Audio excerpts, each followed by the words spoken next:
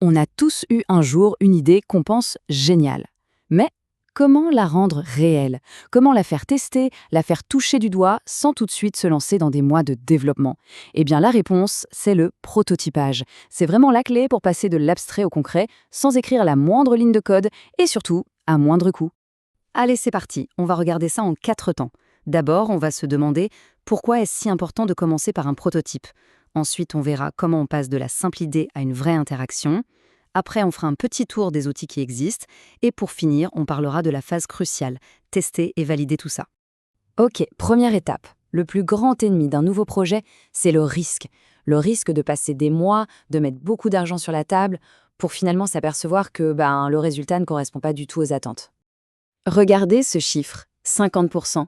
C'est énorme. Ça représente quoi au juste? C'est le temps que les ingénieurs passent, en moyenne, à faire et refaire des choses qui auraient pu être évitées dès le départ. La moitié de leur travail, de leur énergie, qui part en fumée sur des corrections. C'est quand même fou, non? Et là, on parle d'argent. Corriger un petit bug une fois que tout est développé, ça peut coûter jusqu'à 100 fois, oui, 100 fois plus cher que de le corriger au tout début, en phase de design. On ne parle plus d'un petit ajustement, mais d'une refonte qui peut coûter une fortune. Donc, voilà le point central. Le prototypage, ce n'est pas juste une étape en plus. C'est une véritable assurance. C'est la stratégie qui permet d'éviter ce gaspillage de temps et d'argent et de s'assurer qu'on construit sur des bases vraiment solides. Bon, maintenant qu'on a vu le pourquoi, passons au comment. Concrètement, c'est quoi un prototype et comment on fait pour donner vie à une simple maquette? Alors, un prototype, ce n'est pas juste une collection de jolis écrans. Non, c'est une maquette qui prend vie. On peut cliquer sur les boutons, passer d'un écran à l'autre, vraiment vivre l'expérience. Comme si l'application existait déjà. C'est une simulation en fait.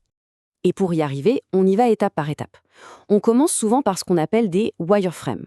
Pensez à ça comme au squelette du projet. Des boîtes, des lignes, juste pour définir la structure. C'est simple, rapide à faire et à changer. Ensuite, on passe à la haute fidélité, les mock-ups. Et là, on habille le squelette. On ajoute les couleurs, les polices, les images. Le résultat a l'air quasi identique au produit final. En gros, le workflow est assez simple. 1. On pose le concept sur papier. Qu'est-ce que ça doit faire? Quelles sont les fonctions essentielles? 2. On dessine les wireframes, l'architecture de chaque écran. 3. On passe au design, on rend tout ça joli. Et 4. C'est là que la magie opère, on connecte les écrans entre eux pour que ce soit cliquable. La bonne nouvelle, c'est que pour faire tout ça, pas besoin d'être un pro du code.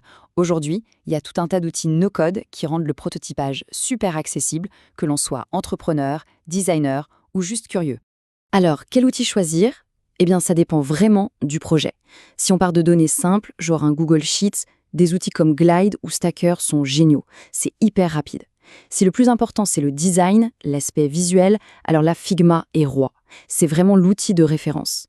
Et puis pour les projets plus ambitieux, avec de la logique complexe, il y a des poids lourds comme Bubble. Bon là, il faut un peu plus de temps pour s'y mettre, c'est clair, mais les possibilités sont quasi infinies. Prenons un exemple tout bête avec Figma. Il y a une fonction qui s'appelle Smart Animate. En gros, au lieu de devoir animer chaque petit détail à la main, l'outil est assez malin pour comprendre tout seul comment passer d'un écran à l'autre de manière fluide. Un truc qui prenait des heures avant se fait maintenant en quelques clics. Ça change tout pour créer des démos qui ont l'air réelles et obtenir des retours de qualité. Ok, donc on a un super prototype interactif, c'est top. Mais sa vraie valeur, elle n'est pas là. Sa vraie valeur, c'est ce qu'on va en faire. C'est un outil pour apprendre, et c'est ça la phase la plus importante de toutes. Une fois qu'on a le prototype, le vrai jeu commence. On peut le mettre entre les mains de vrais utilisateurs pour voir où ça coince. On peut s'en servir pour faire une démo qui claque à des investisseurs. Le but, c'est de collecter un maximum d'avis pour pouvoir ajuster le tir, modifier le design en quelques minutes, et au final, arriver avec un plan de route ultra clair et déjà validé pour l'équipe de développement. Au fond, tout se résume à ça. Prototyper, c'est investir un peu de temps au début pour réduire un risque énorme à la fin. On passe d'une simple supposition, un pari qui pourrait coûter très cher, à un concept solide dont la valeur a déjà été prouvée. Toutes les grandes applications qu'on connaît ont commencé par un seul écran. Le prototypage, ça permet de créer cet écran là maintenant. La question n'est plus de savoir si c'est possible, mais de se lancer. L'idée est là. Alors, à quoi il ressemblerait, ce tout premier écran?